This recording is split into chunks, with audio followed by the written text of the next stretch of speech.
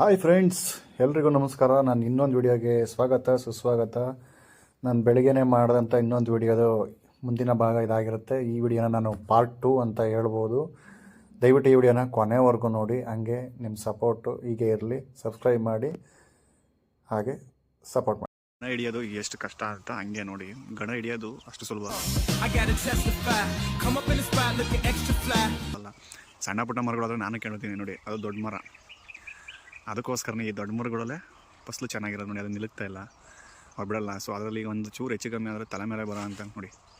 ಕಾಣಿಸ್ತಾ risk. So ನಮ್ಮ ಕಡೆ ಮರದ ಕೆಡವರು ಕಡಿಮೆ, ಈ ಥರ ಕೆಲವಡೆ ಜಾಸ್ತಿ. ಗಣಿನಲ್ಲಿ ಕೆಲವರು ಇದನ್ನು ದೋಟಿ ಅಂತಾರೆ, ಕೆಲವರು ಗಡ ಅಂತಾರೆ. ನಮ್ಮ ಕಡೆ ಗಣ ಅಂತೀವಿ.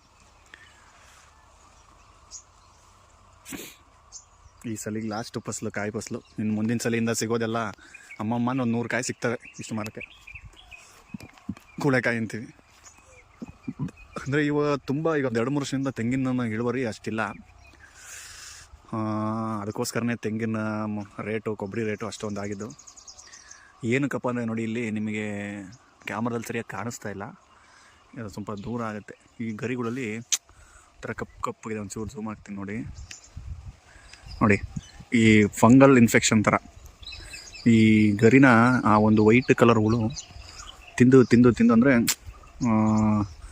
ಏನು ಹಿಲ್ಡ್ಗೆ ಬರಬೇಕು, ಆ ಹಿಲ್ಡ್ ಬರೋ ಅಂಥ ಪ್ರೋಟೀನ್ಸು ಆ್ಯಂಡ್ ಅದಕ್ಕೆ ಏನೇನು ಬೇಕು ಪೋಷಕಾಂಶಗಳು ಅದನ್ನೆಲ್ಲ ಇಲ್ಲೇ ತಿಂದ್ಬಿಡ್ತಾವೆ ಗರಿನಲ್ಲೇ. ಸೊ ಅದೇನಾಗುತ್ತೆ, ಹಿಲ್ಡ್ ಅಂದರೆ ಫಸಲಿಗೆ ಬೇಕಾದಂತಹ ಅದಕ್ಕೆ ಬೇಕಾದಂಥ ಪೋಷಕಾಂಶಗಳು ತಲುಪೋದೇ ಇಲ್ಲ.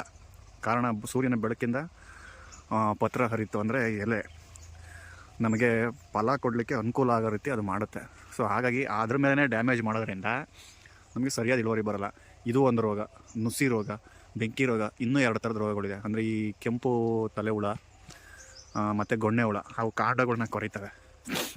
ಸೊ ಈ ಥರ ಇರೋದ್ರಿಂದ ತುಂಬ ಫಸಲು ಕಡಿಮೆ ಆಗಿ ನಮಗೆ ಫಸಲಿಲ್ಲ. ಅದರಲ್ಲೂ ಬೋರಿನ ತೋಟಗಳು ಮೇಂಟೆನೆನ್ಸ್ ಇಷ್ಟು ಚೆನ್ನಾಗಿದ್ದು ನೋಡಿ, ಒಂಚೂರು ಯಾಮಾರು ತಲೆ ಮೇಲೆ ಬೀಳೋವಂಥ ಚಾನ್ಸಸ್ ಇರುತ್ತೆ. ಬಟ್ ಅವ್ರಿಗೆ ಕಾಯಿ ಕೆಡಬೋದ್ರೆ 1 ಗಂಟೆ ಕೆಡಲಿ 2 ಗಂಟೆ ಕೆಡಲಿ ಅವ್ರಿಗೆ ನಾವು 400 ರೂಪಾಯಿ ಕೊಡ್ತೀವಿ. ಆ 400 ರೂಪಾಯಿ ಅವ್ರು ತಗೊಂಡು ಈ ಥರದ ರಿಸ್ಕ್ ಇರುತ್ತೆ ಹೊರತು ಅವರ್ ಲೆಕ್ಕದಲ್ಲೆಲ್ಲ ಕೊಡೋಲ್ಲ. ಕಷ್ಟಪಡೋರಿಗೆ ರೆಸ್ಪೆಕ್ಟ್ ಕೊಡಿ. ತುಂಬ ಜನ ಅವ್ರಿಗೆ ಇನ್ನೂ ಕಡಿಮೆ ಕೊಡ್ತಾರೆ, ನಾವು ಹಂಗೆ ಕಡಿಮೆ ಕೊಡೋಕೆ ಹೋಗಲ್ಲ. ನೋಡಿ, ಈಗ ಗಣ ಎತ್ಕೊಳ್ಳೋದೇ ಕಷ್ಟ, ಏನೂ ಮಾಡೋಂಗಿಲ್ಲ.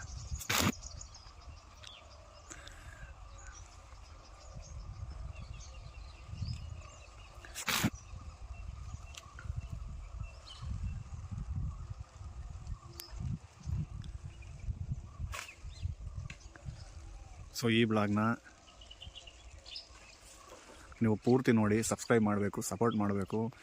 ನಿಮ್ಮ ಸಪೋರ್ಟಿಂದ ನನಗೆ ಇನ್ನೂ ಹೆಚ್ಚಿನ ವೀಡಿಯೋಗಳನ್ನ ಮಾಡೋಕ್ಕೆ, ಅದರಲ್ಲೂ ನಾಚಿಕೆ ಮತ್ತು ಕ್ಯಾಮ್ರಾ ಮುಂದೆ ಮಾತಾಡಲಿಕ್ಕೆ ಫಾರ್ ದ ಫಸ್ಟ್ ಟೈಮ್ ಧೈರ್ಯ ಮಾಡಿ ಮಾತಾಡ್ತಾಯಿದ್ದೀನಿ.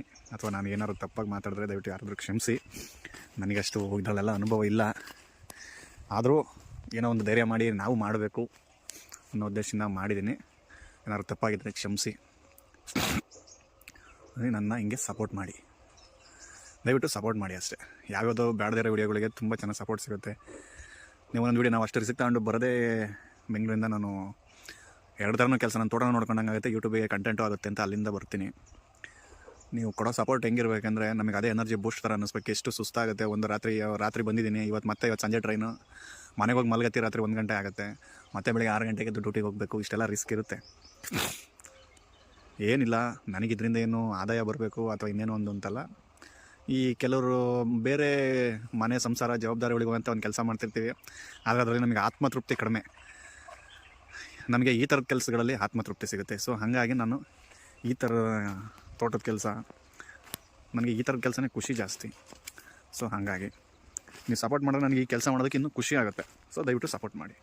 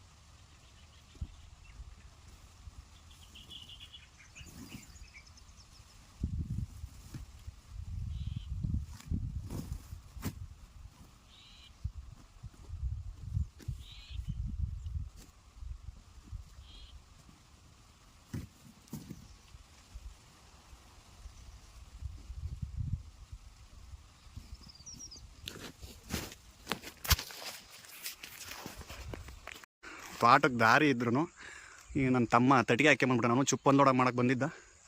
ಅಲ್ಲಿ ಹುಣಸೆ ಮರಗಳು ತಡೀತವೆ, ಹಂಗಾಗಿ ಬೇರೆ ಪಕ್ಕದ ತೋಟದಲ್ಲಿ ನಿಲ್ಲಿಸ್ಕೊಂಡು ಹೊರ್ತಾ ಇದ್ದೀವಿ ಕಾಯ.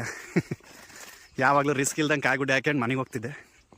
ಆದರೆ ಈ ಸಲ ಹಿಂಗೆಲ್ಲ ಆಗಿದೆ ಪರಿಸ್ಥಿತಿ. ಮುಖ್ಯ ಚಾಪಳಿ ಬೇರೆ ಹೊರದೋಗ್ಬಿಟ್ಟು ಏನಪ್ಪ ಇಬ್ಬರು ನನಗೆ ಗಾಣ ಹರಿತೀನಿ. ಯಾವಾಗಲೂ ಅವ್ರು ನನ್ನ ಹರ್ಸರು, ಇವತ್ತು ನಾನು ಹರಿಸ್ತೀನಿ. ಟಾರ್ ಚೆನ್ನಾಯ್ತಾ, ಕರೆಂಟ್ ಬಿಲ್ ಕಟ್ಟಿದ್ನಲ್ಲ ಹಂಗಾಗಿ ಜೋಶ್ ಜಾಸ್ತಿ. ಯಪ್ಪ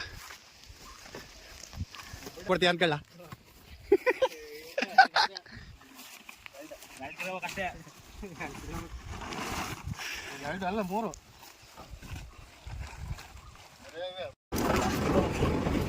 ಎಲ್ಲ ತುಂಬ್ಕೊಂಡು ಹೊರಟೋಗೋಣ.